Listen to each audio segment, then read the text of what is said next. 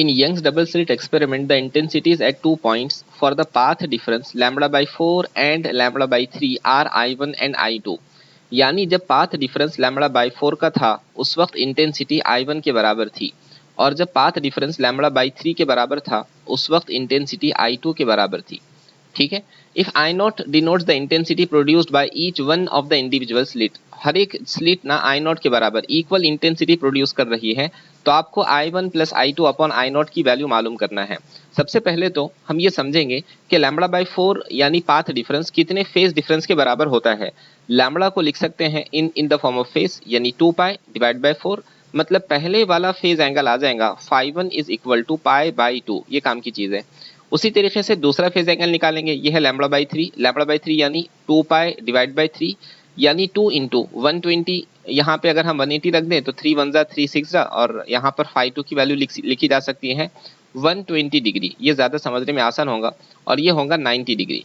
ठीक है, इतना समझे। अच्छा, अगली चीज, हमको ना रिजल्टेंट इंटेंसिटी का फॉर्मूला निकालना है। हम रिजल्टेंट एम्पलीट्यूड का फॉर्मूला तो जानते हैं। रिजल्टेंट एम्पलीट्यूड का फॉर्मूला कितना होता है, under root A1 square plus A2 square plus 2A1 A2 और कॉस ऑफ फाई। ठीक है, यहाँ फाई के माने फेज के हैं।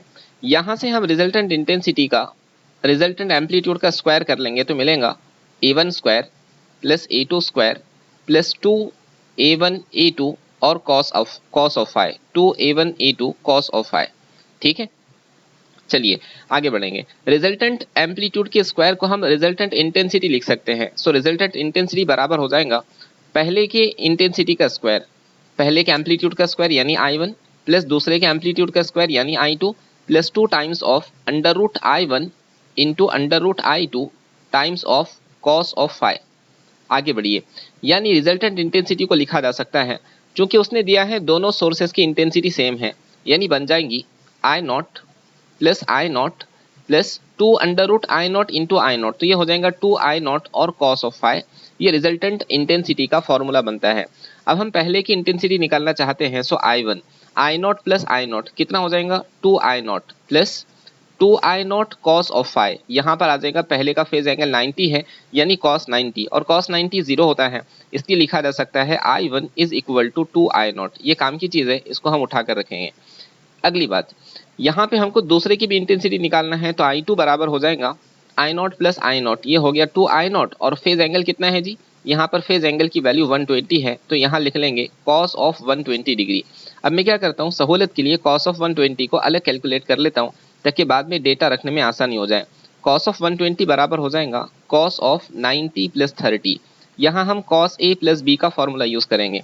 कॉस ए प्लस बी का फॉर्मूला क्या कहता है, cos A cos B minus sign A sine B, यानी साइन 90 इंटू साइन 30। अब जरा तेज कैलकुलेशन करते हैं। कॉस 90 जीरो हो जाएगा, तो ये पूरा टर्म जीरो, साइन 90 की वैल्यू 1 होती है और साइन 30 की 1/2, यानी कॉस ऑफ 120 डिग्री को लिखा जा सकता है माइनस 1/2।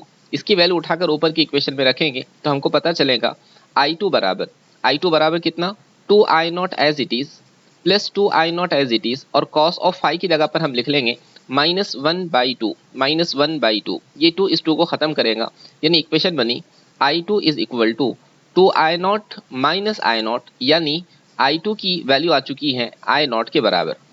समझ गया, ठीक है, ये दूसरे की इंटेंसिटी है। अब हमको जो निकालना है हम उसकी तरफ वापस आते हैं। We need to find I1 plus I2 divided by I not. Values लिख लीजिए। I1 की वैल्यू हम लोग कैलकुलेट कर चुके हैं, कितना आया है 2 आई नॉट। उसी तरह I2 की वैल्यू भी कैलकुलेट कर चुके हैं, कितना आया है I not divided by I not, यानी लिखा जा सकता है 3 I not divided by I not. ये आई नॉट और आई नॉट कैंसिल हो जाएगा, यानी आंसर आएगा 3। तो रेशो आना चाहिए 3:1, option C will be correct.